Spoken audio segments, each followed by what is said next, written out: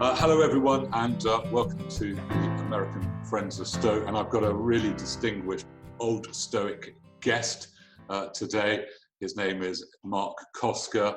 Welcome, Marc.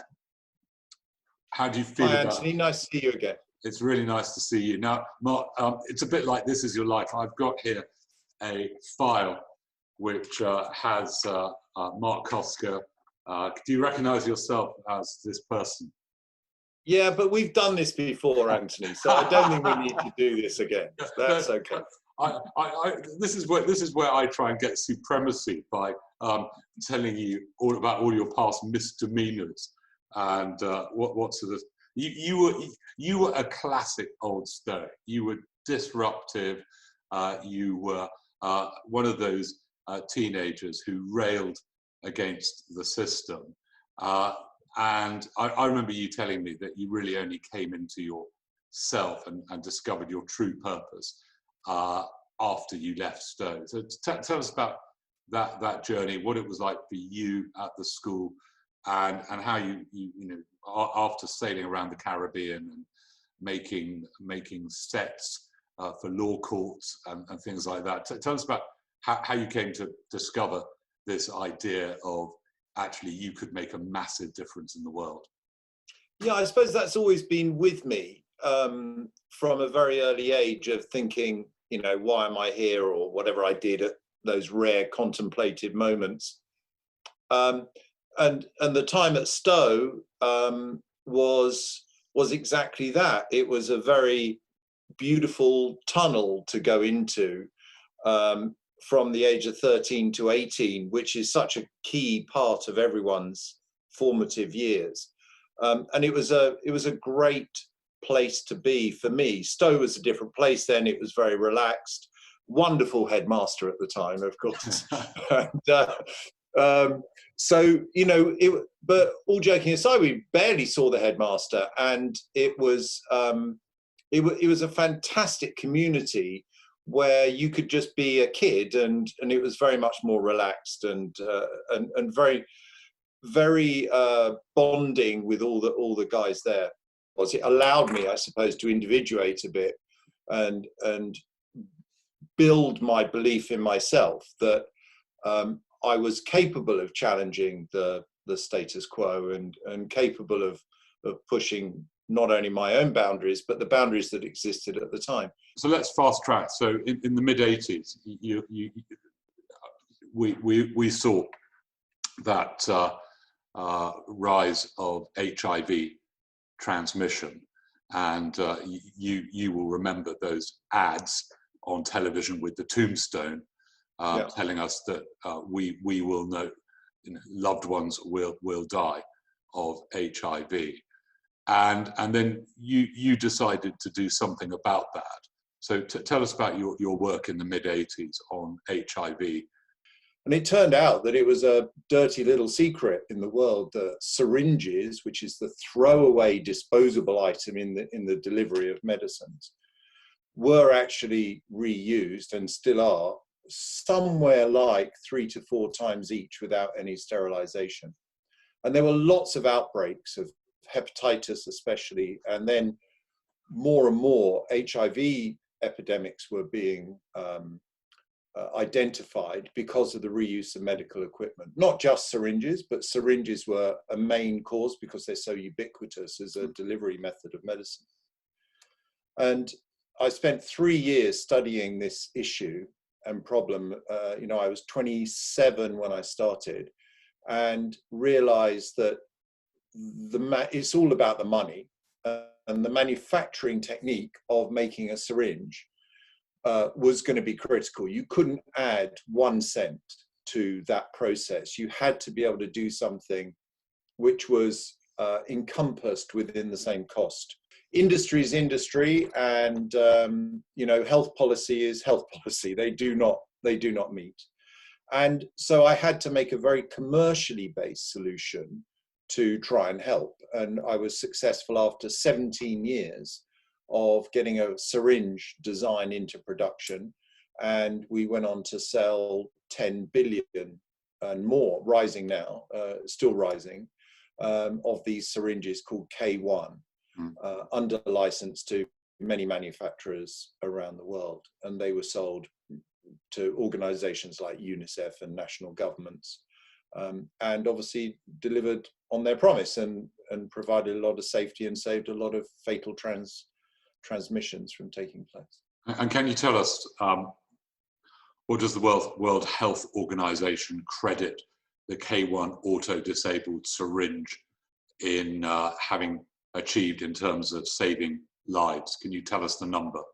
So it's difficult to say, Anthony, but it's, you know, a few million people, maybe more have benefited from it. And of course, that's the do-gooder side. But at the same time, you know, we had a small business that lasted for 20 years and achieved its mission of bringing not only a change, but also an awareness around the whole field of safety and reuse and transmission, etc., to the point where, to circle back on your question, the World Health Organization then put in a global recommendation that by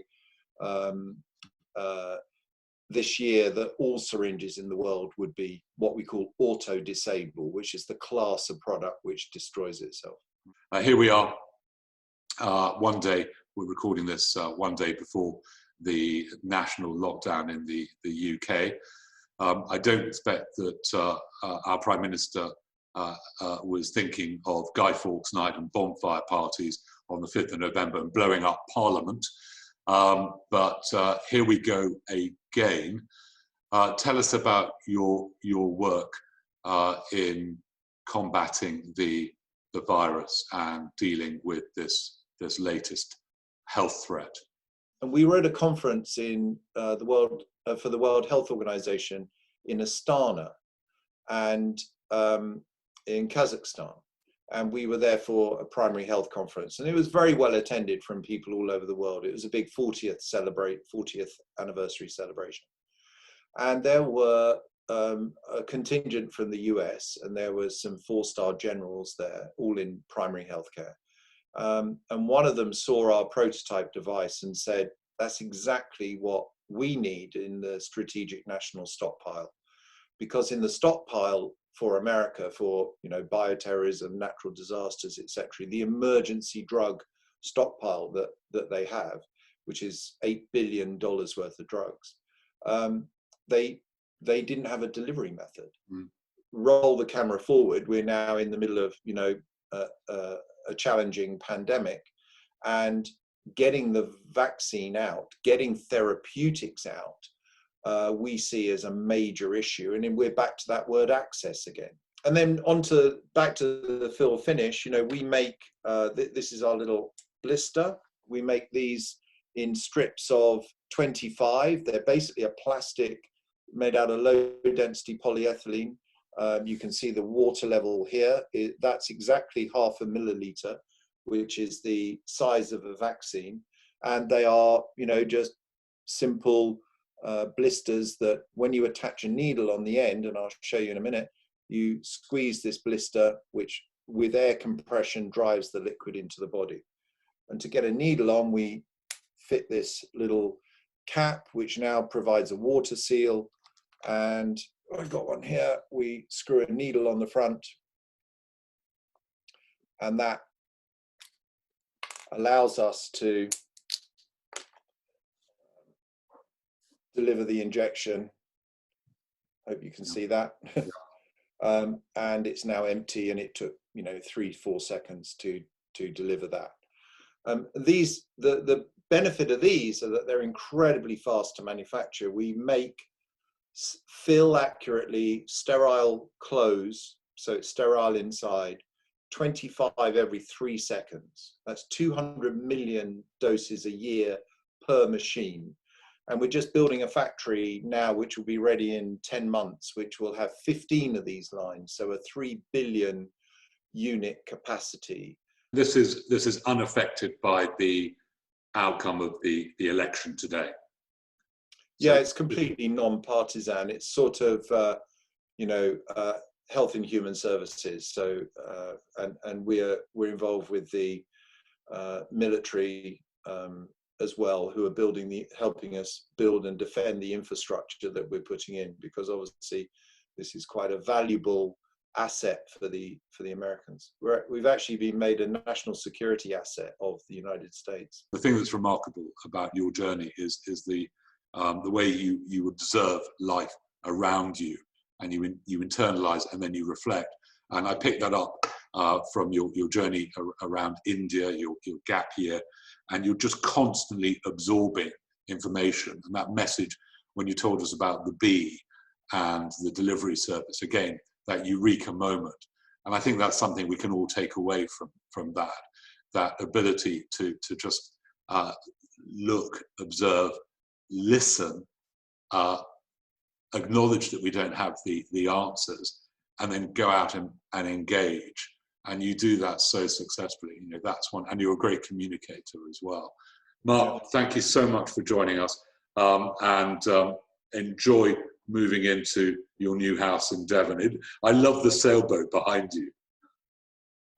Beautiful. Bill Gates tried to buy that one day. and you wouldn't. That's another story. It's another story. On that note, Marc Koska, this is your life, and what a great old story. Thank you very much. Thank you.